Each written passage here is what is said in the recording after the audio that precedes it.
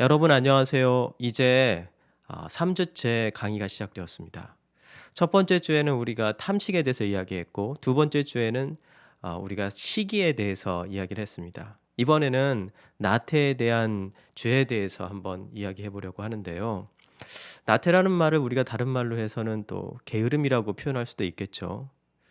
어 아침에 일어나기 싫어하고 어떠한 일을 자꾸 미루고 그 일들을 하고 싶지 않은 마음으로 그냥 쭉쭉 늘리면서 뒤로 미루는 것, 이런 것들을 나태라고 생각할 수 있고 또 영적 게으름이라고 생각할 수 있는데, 성경은 나태를 단순히 어떤 일을 뒤로 미루는 것으로만 이야기하지 않습니다. 그래서 오늘 저와 함께 이 나태에 대해서 이야기하면서 나태의 죄가 영적인 의미로 어떤 의미가 있는지에 대해서 한번 같이 다뤄보도록 하겠습니다. 오래전 일입니다. 건물 앞에 있는 주차장에 자동차 여러 대가 들어오기 시작하는 겁니다. 한 무리의 사람들이 차에서 막 내리기 시작했습니다. 이리저리 둘러보고, 또 제가 있었던 건물은 목조 건물이어서 또 약간의 이제 러시아식 목조 건물이었어요. 그러다 보니까 이국적인 그런 건물의 양식들을 보면서 모두 한마디씩 하면서 이야기를 나누고 있었습니다. 말꼬리에 꼬리를 멈추지 않았어요. 보아하니 이들은 가족처럼 보였는데요. 그런데 이들 사이에 평균 키보다 훨씬 작고 얼굴을 다 가릴 듯한 그런 큰 안경에, 뿔테 안경에 무표정한 한 남자가 이들 사이에서 아무 말 없이 이 아름다운 주변 환경과 이 설악산 밑에 있는 그 아름다운 이 자연 환경과 또 이국적인 이 건물에 대해서 아무런 관심을 보이지 않고 무표정하게 서 있는, 또 그러면서 주위를 두리번 거리고 있는 한 사나이가 있었습니다. 그리고 사람들은 막 제잘제잘 거리면서 서로 이야기를 하면서 그 사람을 가운데다 놓고 건물 안으로 들어오기 시작했습니다. 그리고 그 가운데 있었던 무표정한, 아무 관심도 없었던 그 무관심한 학생이 바로 저의 학생으로, 제가 돌봐야 할 학생으로 배정되었습니다. 그가 보여준 첫인상은 그는 인생에 대해서, 삶에 대해서 아무런 관심이 없는 그런 무관심한 사람처럼 보였습니다. 그런데요, 아버지는 목사님이셨고 또 그 할아버지도 목사님이셨습니다. 그래서 저는 좀 이런 생각을 했었죠. 그때는 아직 제가 목사가 아니었던 시기였는데, 그래서 이 가족들이 이렇게 확신한 참 모습으로서 서로 말을 멈추지 않았구나. 어떤 확신일까요? 어떤 영적인 확신? 자기네는 선택된 백성이다. 뭐 이러한 생각이 있지 않았을까라는 생각을 해요. 사실 이 학생도 신학대학교에 지금 진학해서 휴학 중인 상태였습니다. 순전히 부모님의 그런 어떤 헌신 때문에 이 신학교에 가기로 결정이 된 상태였던 것이죠. 부모님께서는 맏아들을 하나님께 바치겠다라고 이렇게 서약을 했습니다. 그래 가지고 결국은 부모님의 서약에 못 이겨서 그런 신학교에 들어갔고요. 그렇지만 신학교에서 적응할 수 없어서 대학교를 잠시 휴학하고 있는 상태였습니다. 수년째, 그것도 상당히 오랜 기간 동안 휴학 중이었어요. 당시 학생으로 왔을 때 저하고 나이 차이가 거의 나지 않는 상태였습니다. 그에게는 신학을 공부할 만한 어떤 사명도 또 신앙의 열정도 없었습니다. 오직 그가 할 수 있는 일은요, 컴퓨터 게임에 몰입하는 거였습니다. 하루 종일 방 안에 들어가서 아무것도 하지 않고 컴퓨터 게임만, 그리고 또 컴퓨터를 통해서 채팅하는 것만 그는 몰두했습니다. 밥 먹는 것도 어쩔 때는 잊어버릴 때가 있었죠. 그는 밖에 나가서는 정말 키도 작고 또 외모도 볼품없는 모습이어서 아무에게도 인정받지 못하고, 또 학교에서도 부적응자였기 때문에 루저처럼, 실패자처럼 보였지만, 그러나 컴퓨터라는, 인터넷이라는 가상 공간에서는요, 매우 인정받는 게이머였습니다. 그리고 컴퓨터상에서는, 이 채팅 가운데서는 매우 위트와 유머가 넘치는 유쾌한 사람이었던 것이죠. 그는 밖에 나오지 않았습니다. 밖에 나오기가 싫죠. 가끔 배가 고프면 밖에 나와서, 문 밖에 나와서 먹을 것을 잠시 먹고 들어가는 것 외에 아무런 소망도 목적도, 이 방 밖에 있는, 컴퓨터 밖에 있는 가상 세계 바깥에 있는 현실에 대한 소망이 없었습니다. 목적도 희망도 소원도 그저 잠자고 먹고 게임하고, 부모님들의 꿈은 저 하늘 끝에 있는데 그의 삶은 저 땅 밑바닥에 더 이상 뚫고 들어갈 수 없을 지경까지 이르게 되었습니다. 그래서 가족들은 매일 기도했겠죠. 목사님의 가족이었고 또 아버지도 목사님, 할아버지도 목사님인 정말 신앙의 정통을 이어받는 집이었는데 어떻게 이렇게 돌연변이 같은 아이가 태어났을까라고 하면서 고민하면서 하나님께 굉장히 많이 기도했을 것입니다. 그러다가 더 이상 방법이 없자 이들은 그를 끌고 제가 일하던 장소, 이 기독교 공동체에 그를 끌고 왔습니다. 마지막으로 자기 아들을 부탁한다는 말을 하고 그 가족들은 모두 다 떠나갔습니다. 그들의 부탁은 이거였어요. 뭐 다른 것이 필요 없습니다. 내 아들을 그의 방에서 끌어내어서 바깥으로 나갈 수 있게 도와주십시오. 아무것도 요구하지 않았어요. 저는요, 그를 만나고 이것이 정말 어려운 과제라는 사실을 나중에 알게 되었습니다. 한 학기 동안 거의 석 달이었는데요. 석 달 동안 그와 함께 살면서 여러 시도를 했지만 결국 그는 그의 방에서 나오지 않았습니다. 밥 먹을 때를 제외하고는 어떤 삶의 열정을 보이지 않았습니다. 그러던 날 어떤 시간이었는데요. 아마 저하고 상담하던 도중이었던 것 같아요. 그 안에 있는 절망과 비참함과 고통과 절규를 표현한 듯한 눈물을 조금 보이는 것이 전부였습니다. 전 그렇게 그 안에서 희망을 잠시 보았는데요. 그것이 바로 그가 저와 함께 대화를 나눌 때 흘렸던 눈물이었습니다. 그렇지만 그건 오래 가지 않았어요. 그 이후에 저는 그를 위해서, 그가 회복되길 위해서 지속적으로 기도했습니다. 저도 모르겠습니다. 그분이 나아갈 때, 그분이 이제 공동체를 떠나갈 때 많이 회복됐습니다 하고 나갔지만 지금 그분이 어떤 일을 하고 계시는지, 어떤 삶을 살고 있는지, 그 이후에 어떤 회복의 시간들을 가졌는지 저는 알 수 없어요. 거의 20년도 다 된 이야기인데 그 이야기를 그때를 회상하면은 아, 그때 내가 좀 더 이 사람을 잘 도울 수 있는 지식이 있었으면 얼마나 좋았을까라는 후회가 남기도 합니다. 오랜 시간이 지난 후에 저는 나태라는 주제를 공부하기 시작했는데요. 그리고 그 공부를 시작하면서 오래전 그분의 얼굴이 선명하게 기억이 났습니다. 이 친구의 문제는 나태였구나라는 생각이 불현듯 들었죠. 이 나태란 주제, 또 우리가 읽고 있는 일곱 대제에 대한 책을 쓰신 이 신원하 교수님은요, 나태는 단순히 사전적 의미의 몸이 느린 상태이거나 게으름, 이런 것이 아니라 영혼이 병든 것처럼 의욕과 활력을 잃어 움직이지 않는 상태에 빠진 것, 이렇게 정의를 합니다. 4세기 사막의 수도자인 에바그리오스는요, 이집트 사막에서 수련하던 수도사들이 기대하던 영적 진보에 도달하지 못하자 무기력한 상태에 빠져서 우울과 낙심으로 주위를 어슬렁거리는 모습을 보았습니다. 에바그리오스는 이것을 나테, 아케디아라고 불렀습니다. 또한 에바그리오스는 나테를 모든 악령 가운데 가장 사악한 놈이라고 굉장히 이 죄에 대해서 굉장히 강한 어조로서 강조하면서 이 죄를 단죄하였습니다. 이것들의 특징은 수도하는 수도자들에게 제9시, 그러니까 지금으로 따진다면 오후 3시만을 기다리게 하는 그러한 죄라고 얘기했습니다. 고대 수도자들은요, 하루에 한 끼 식사를 했습니다. 그 시간은 바로 제9시, 그러니까 오후 3시였습니다. 그러니까 밥 먹는 시간만 기다리면서 기도와 어떤 말씀을 연구하는 것에 수도에 전념하지 않고 시간만 때우다가 결국 오후 3시가 되면 밥 먹는 시간이니까 이 밥 먹는 시간만을 기다리면서 그냥 시간을 때운다는 의미이죠. 사실 그건 여러분들도 많이 경험해 왔을 겁니다. 도시락을 싸가지고 가는 세대들, 저 같은 경우에는 도시락을 싸가지고 학교를 다녔던 세대들인데요. 도시락을 뭐 점심 거, 저녁 거, 또 어떤 사람들은 중간에 간식과까지 싸와가지고 부모님이 도시락을 2개 내지 3개씩 싸가지고 저희들이 학교를 다니던 세대였어요. 점심시간이 12시 정도 되면 그 이전부터 2교시, 3교시부터 조용하게 뒤에서 이 도시락을 까먹습니다. 그리고 3교시, 4교시가 되면 도시락을 안 먹은 사람들도 점심시간만 기다리면서 점심시간이 될 시간만 기다립니다. 그런데 지금도 중학생들이나 고등학생 모두 다 점심시간, 이 급식 시간만을 기다리면서 마지막 4교시를 그냥 지나친다라는 이야기를 저도 들었습니다. 모든 사람들이 예전이나 지금이나 비슷한 처지에 있는 것이죠.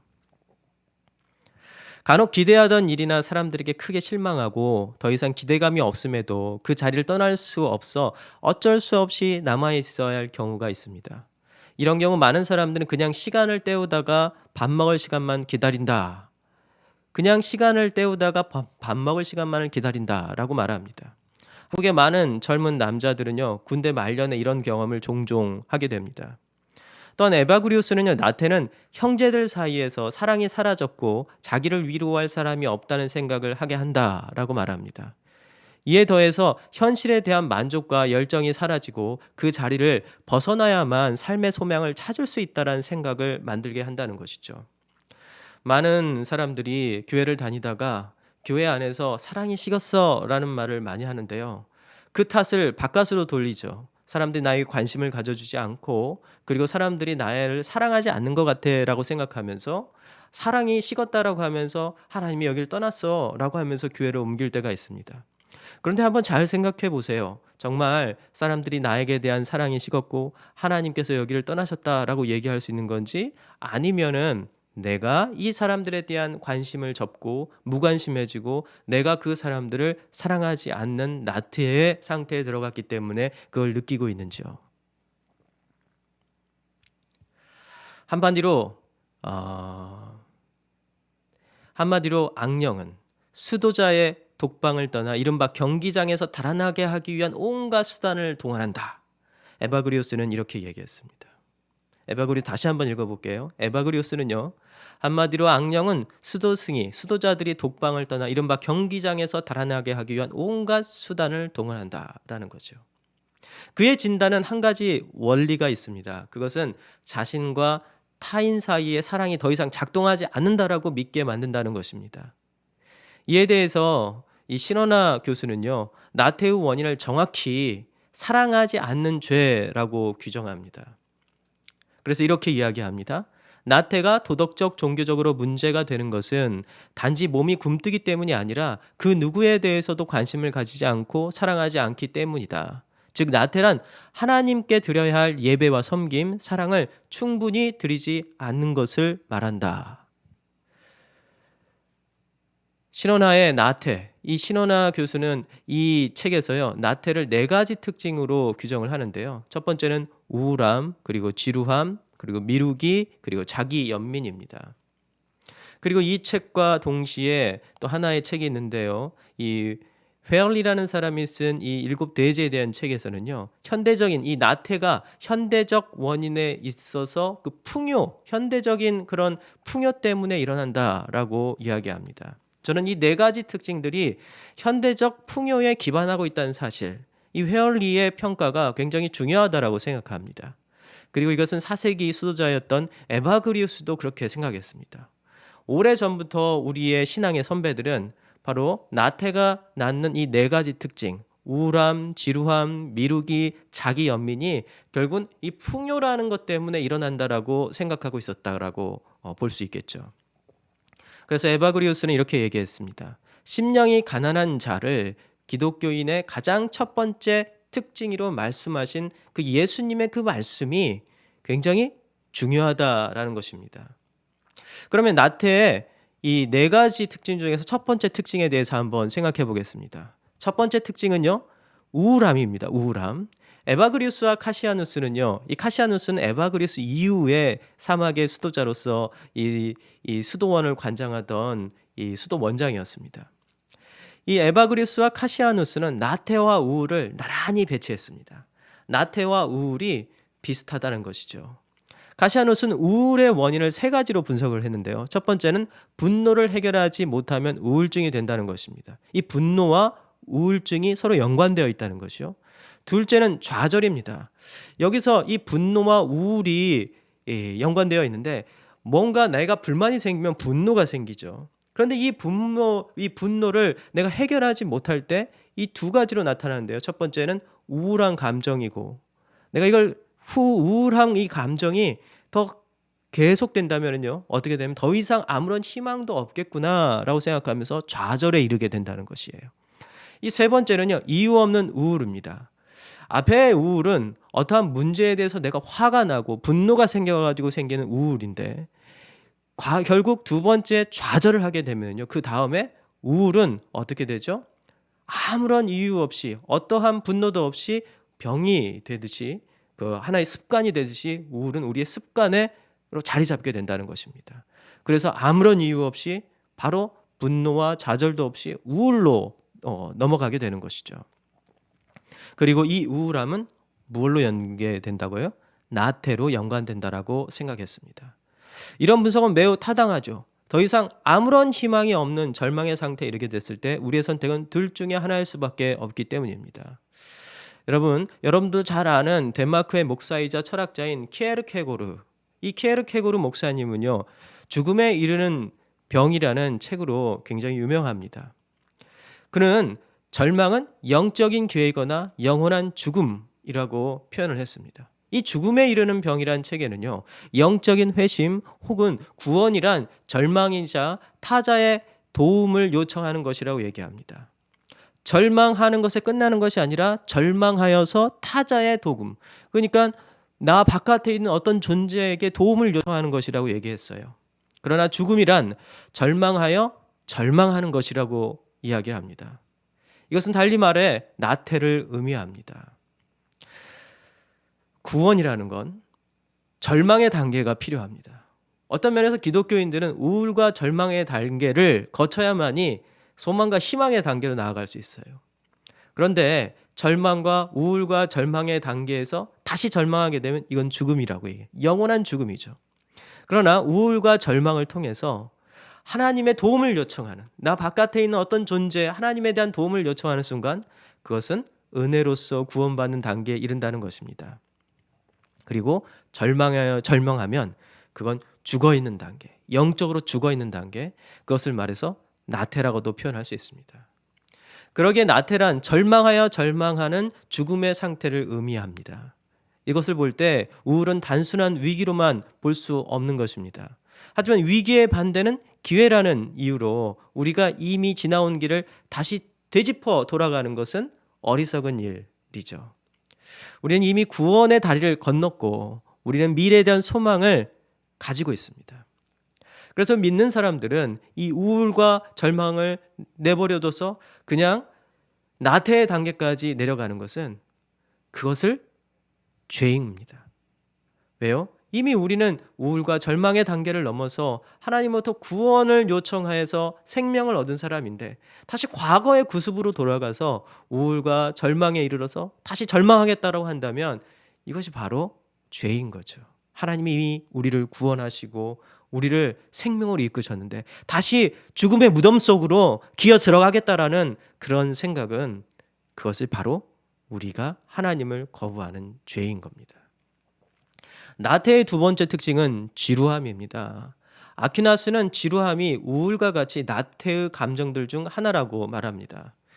제가 앞에서도 인용했듯이 에바그리우스는 나태는 수도사들이 수련을 무의미하고 지루한 것으로 느끼게 만든다라고 말씀드렸습니다. 그렇기 때문에 현재 하는 일에 대한 어떠한 의미와 그리고 어떤 특별한 어떤 의미를 목적을 상실하게 되는 거죠. 그리고 이것과는 모든 일들이 의미를 상실하고 목적이 상실하니까 그 일이 아닌 다른 세계로 도망치게 만듭니다. 도피하게 만드는 거죠. 그래서 내가 하는 그리고 내가 있는 이 관계에 대해서 만족을 못하고 또 이 관계에 대해서 새롭게 개선할 의지를 보이지 않고 그냥 도피해버리는 겁니다. 이것은 현대인의 직장에 대한 인식과 태도 그리고 우리가 관계를 맺을 때도 현대인들이 관계를 맺을 때도 자주 드러납니다. 제가 꽤 오랜 시간 전에 제주도의 그 올레길을 제 아들과 함께 걸었습니다. 거의 매해 초등학교 학생이었던 제 아이를 데리고 제주도에 가서 단 둘이서 올레길을 걸었었는데요. 도중에 게스트하우스에 들려서 잠을 자면서 여행 온 다른 사람들과 이야기를 나누는 참 재미있는 시간도 가졌습니다. 그렇게 이야기를 나누다 보면은요, 그 이야기를 나눈 대상들이 대부분 젊은 청년들이었는데요. 직장을 다닌 지 2, 3년 안에 그만두고 새로운 일을 시작하거나 준비하기 위해서 이 올레길을 걷는 사람들이 꽤 있었습니다. 제가 그들에게 물어보죠. 2-3년도 안 됐는데 왜 좀 더 오래 다니지 왜 직장 괜찮은 직장인데 그만두고 새로운 일을 시작하려고 하느냐?"라고 물어봅니다. 근데 이렇게 이직을 생각하는 사람들의 답을 들어보면요. 그 이유가 좀 거의 비슷합니다. 그 이유는 그 일들이 단조롭고 지루하기 때문에 또 기대에 못 미치는 보수를 받기 때문에 또 인간관계 등에 대한 갈등 때문에 그런다는 거예요. 겉으로 나타나는 수치는 인간관계가 가장 많아 보이지만 실제로 청년들의 경우 인간관계보다는 이 단조롭고 지루하고 의미 없는 일들을 무한 반복하고 그리고 그렇게 살아가고 앞으로 그렇게 또 살아야 된다는 것이 그들에겐 이 이직을 결심한 더 큰 이유였습니다. 아마 두 가지 모두 이유일 거예요. 급여가 충분치 않기 때문에 더 많은 급여를 위해서 더 많은 돈을 벌기 위해서 이직을 결심하기도 할 것이고 그리고 급여가 충분하지도 않고 많은 돈을 주지도 않는데 일 또한 재미가 없으니 거기에 더 이상 남아 있을 이유가 없겠죠. 문제는 이러한 현상이 우리의 태도가 되어서 우리의 습관이 되어서 기독교 신앙, 우리가 믿는 신앙에도 비슷하게 영향을 주고 있고 또 우리 신앙을 그런 식으로 생각하는 경향들이 많다는 겁니다. 사회가 그러한 분위기로 흘러가고 우리의 일상의 삶 가운데 선택들을 그런 식으로 선택하고 또 그만두는 것들이 이 습관화되고 그리고 사회에서 그것을 허용해 주는 분위기 가운데 있으니까 우리의 신앙도 교회를 선택할 때도 교회에서 신앙생활을 할 때도 비슷한 태도를 보일 때가 있다는 것입니다. 수년 전 한 대형 교회에 가서 강의를 할 기회가 있었습니다. 그리고 그곳 청년부 사역자들과 이야기를 나눴는데요. 그런 교회에서 청년부가 그런 그 교회 제가 갔던 그 교회의 청년부의 숫자가 한 3,000명 정도 된다라고 말했습니다. 하지만 핵심 청년들은 거의 한 200명 정도 밖에 안 되고 이 핵심 청년들 200명을 제외하고 나머지들은 2-3년마다 한 번씩 거의 멤버가 교체된다는 겁니다. 3,000명 중에 한 200에서 300명 정도가 10%도 안 되는 숫자가 핵심 멤버들이고 나머지 2,800명은 어떻게 된다고요? 2-3년마다 멤버가 교체된다는 거예요. 그 당시 저를 돕고 있었던 핵심 멤버들도 지금이 아니죠. 꽤 오래전 이야기니까. 제가 거기를 찾아가고 그리고 그곳에 강의하고 약 한 3-4년이 지난 후에 거기에 아무도 그 교회에 남아 있지 않습니다. 제 동료 사역자였고 지금은 청년부로 굉장히 유명한 어느 한 서울에 있는 교회에서 이 청년부를 담당했던 목사님이 계십니다. 그 목사님은 매 주일날 청년들을 만나는데 나이 든 청년들도 꽤 있죠. 그 청년들이 와서 교회에 와서 그리고 그 다음 주에 보이지 않는데 이 청년들은 대부분 설교 쇼핑을 하기 위해서 오는 청년들이라고 이야기를 해주었습니다. 매주 거의 수십 명에 달한다라고 해요. 이들 중에는 진짜 교회를 옮기는 것이 필요한 사람도 있겠지만 대부분은 지금 다니는 교회의 지루함을 느껴서 목사님의 설교가 처음에는 좋아가지고 갔는데 2-3년 듣다 보니까 똑같은 말을 반복해요. 그래서 더 이상 제가 이 교회에서 배울 게 없다라고 생각해서 새로운 교회로 옮기기로 했어요. 라고 하면서 아주 자연스럽게 교회에 와서 설교 쇼핑을 즐기고 간다는 것입니다. 그러나 복음은 새로운 것이어서가 아니라 누구나 이해할 수 있는 단순함 때문에 복음인 것입니다. 여러분들이 설교를 듣고 여러분들이 말씀을 읽을 때 항상 정말 전혀 어디에서도 듣지 못한 말씀을 듣는다면 그건 여러분 의심해 봐야 돼요.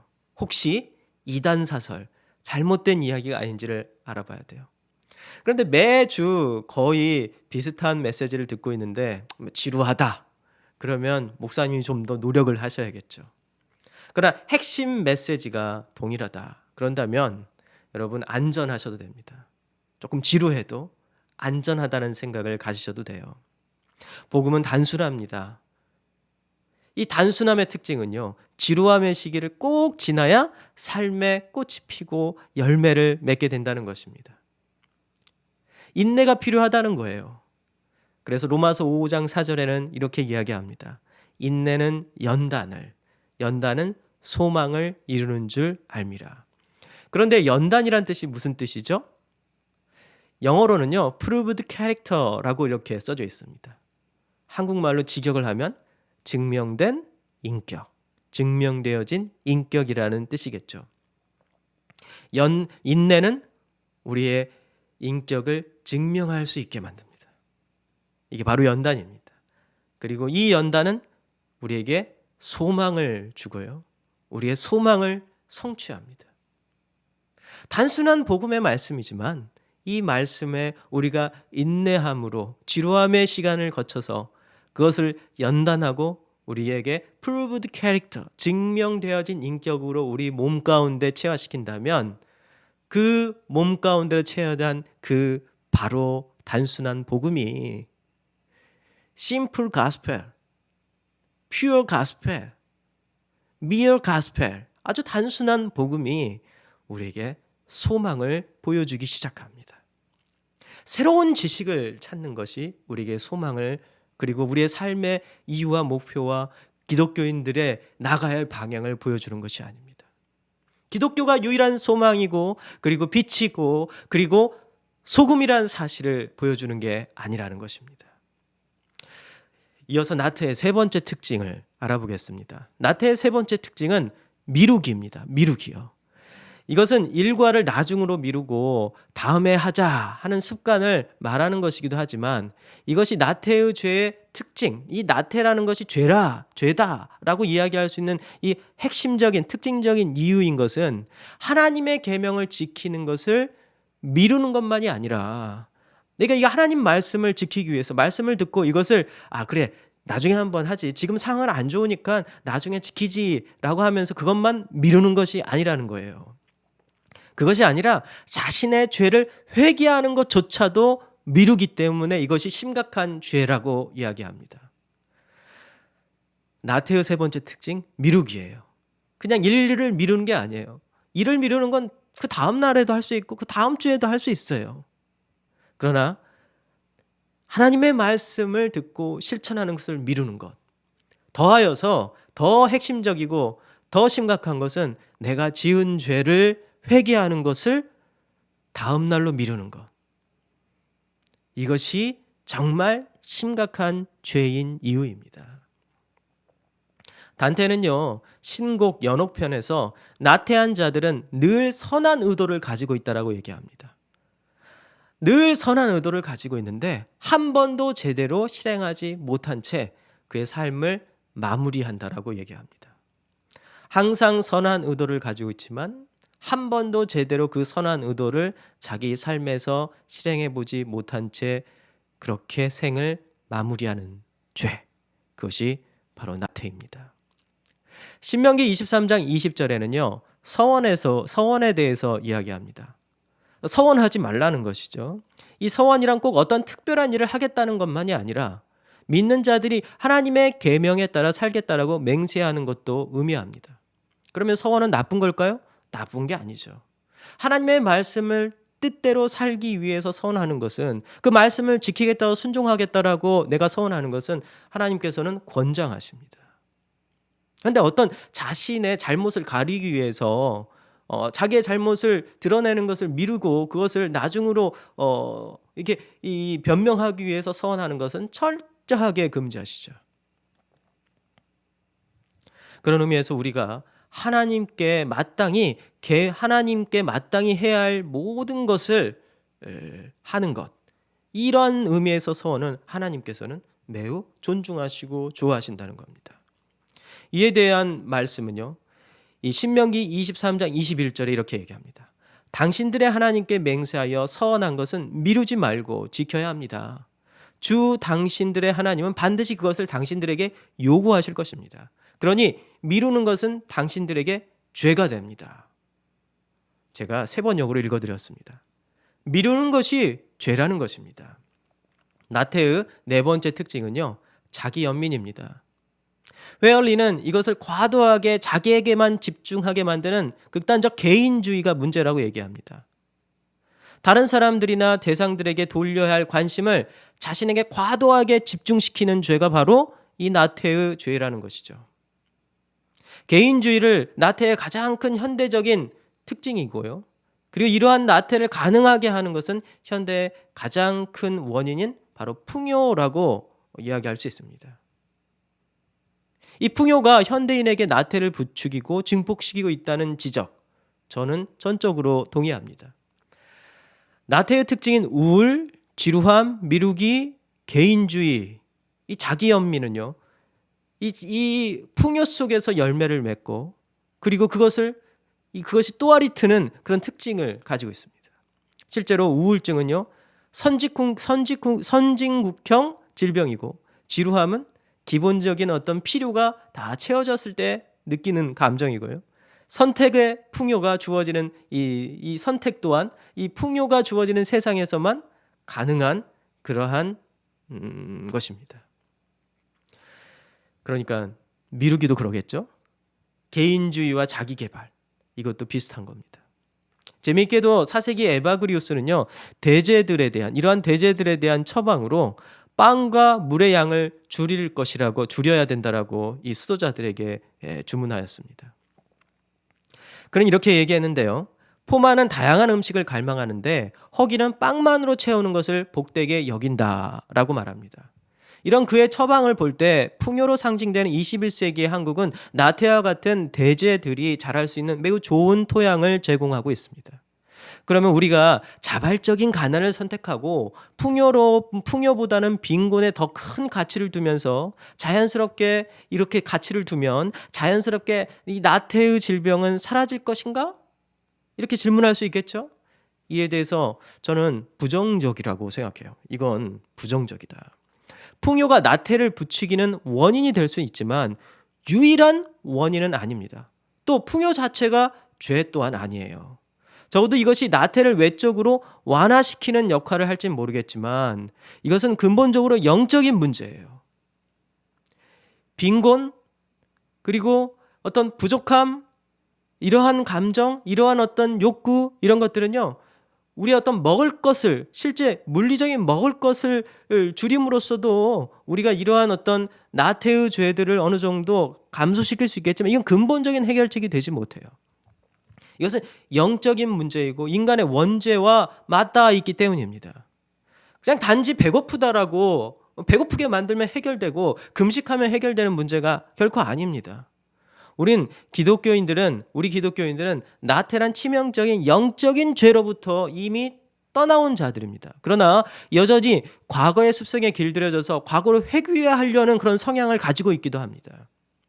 그런 점에서 나태는 다른 어떤 죄들보다 회귀하기 쉽고 또 의식하기 어렵고 또 쉽게 설득이 가능한 죄입니다. 적극적이며 구체적인 행동을 요구하지 않기 때문이에요. 그냥 가만히 있으면 되니까요. 그러면 우리가 이 죄로부터 멀어질 수 있는 해결책이 무엇일까요?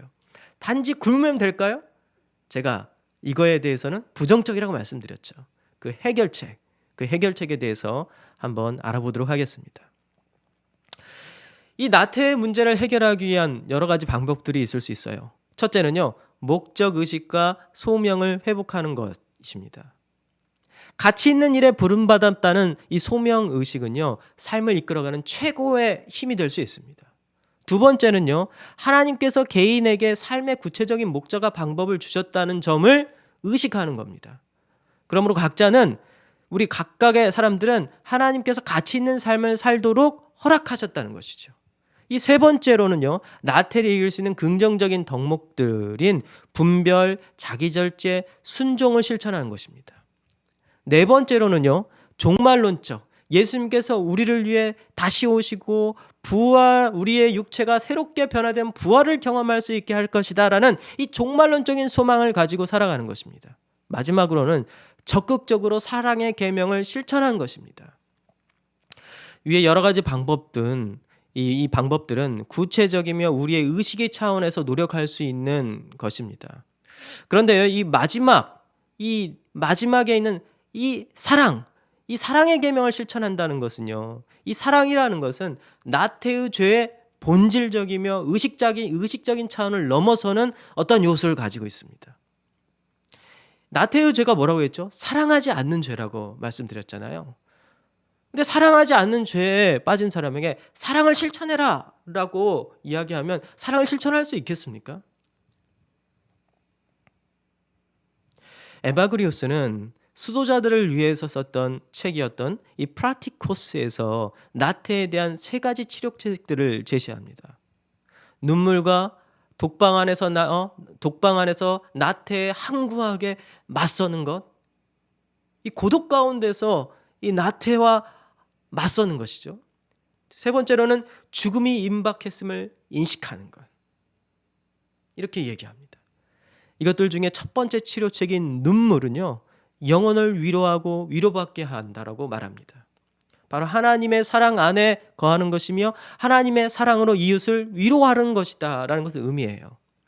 이 세 가지의 해결책은요, 단순히 각각 존재하는 게 아니라 이게 순서대로 존재합니다. 먼저 눈물이 있어야만이 되고요. 눈물 다음에 우리는 고독 가운데 나태에 항구하게 맞서져가는 결연한 의지를 갖게 됩니다. 그리고 세 번째, 내가 죽음에 임박했다는 사실을 인식하면서 내 삶 가운데서 이것을 철저하게 실천하고 사랑을 실천하는 것을 말합니다. 그러니까 이 세 가지는 서로 분리되어 있는 것이 아니라 각각이 연결되어 있고 첫 번째, 두 번째, 세 번째의 단계로 나가는 것입니다. 그렇다면 제일 중요한 게 무엇일까요? 첫 번째, 눈물인 것입니다. 눈물. 제가 카시아누스 수도 원장님이 이 나태가 분노하고 연결되어 있다라고 이야기를 했다라고 말씀드렸죠. 나태는 분노와 그리고 우울과 그리고 좌절과 연결되어 있다라고 제가 앞에서 말씀드렸어요. 분노가 절망이 되고 절망은 우리를 나태에 안주하게 만든다는 것입니다.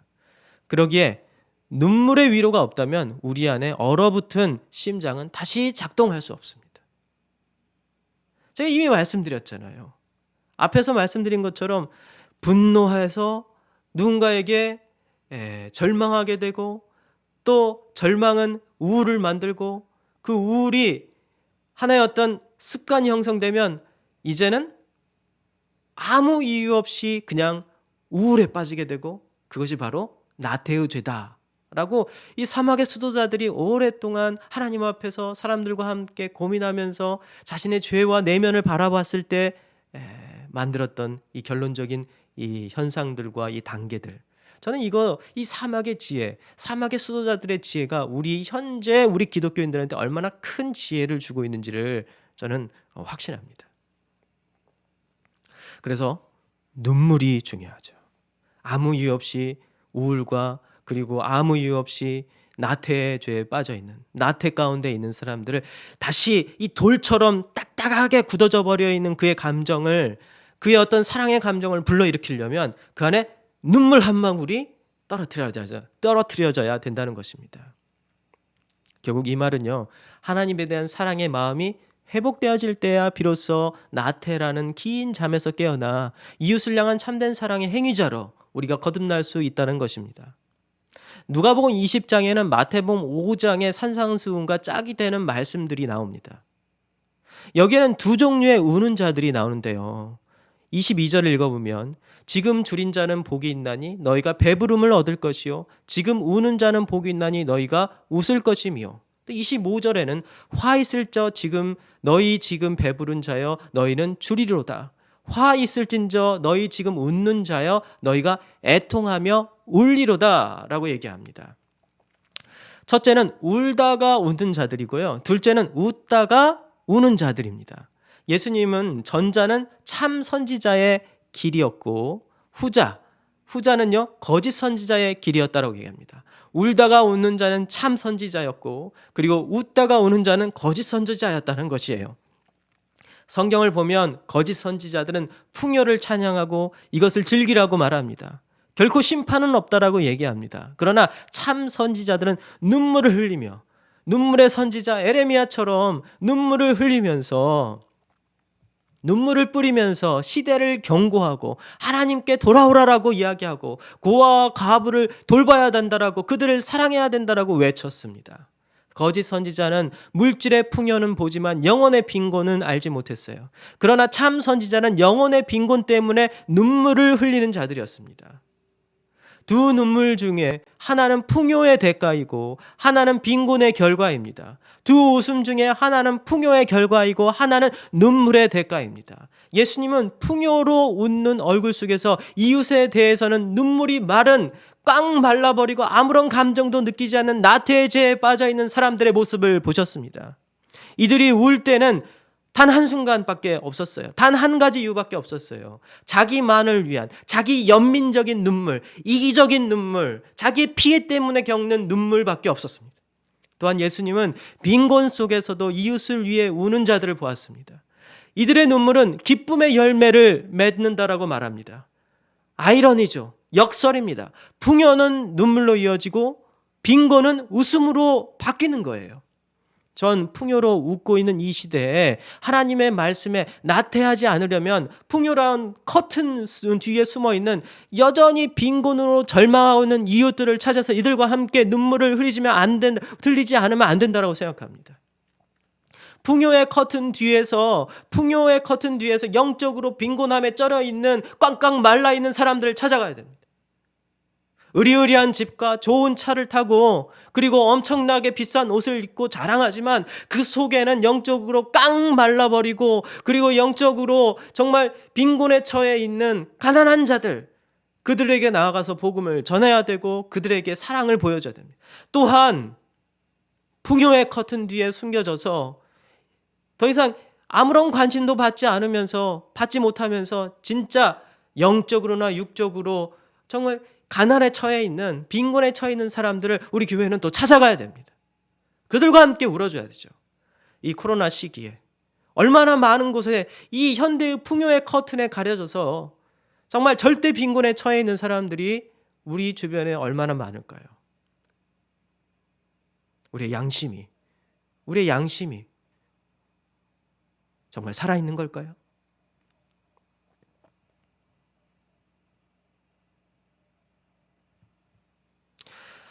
바울은요, 로마서 12장 15절에서 즐거워하는 자들과 함께 즐거워하고 우는 자들과 함께 울라라고 말씀하셨습니다. 여기에서 우는 것과 웃음은 짝을 이루고 있습니다. 울지 않는 웃음은 무의미합니다. 단지 오락거리일 뿐이죠. 예능입니다. 기독교가, 우리 그리스도교가, 예수님께서 약속하는 웃음과 기쁨은 예능이나 오락이 아니라 절망에서의 건짐이며 구원입니다. 그렇기 때문에 절망하여 나태에 빠진 자들에게는 함께 울어줄 자들이 필요하며, 예수님은 서로 마음을 같이하여 높은 데 마음을 두지 말고 도리어 낮은 데에 처하여 스스로 지혜 있는 채 하지 말라라고 바울 사도를 통해서 우리에게 들려주셨습니다. 그들과 함께 울라는 것이죠. 그리고 누군가를 위해서 울어주라는 것입니다.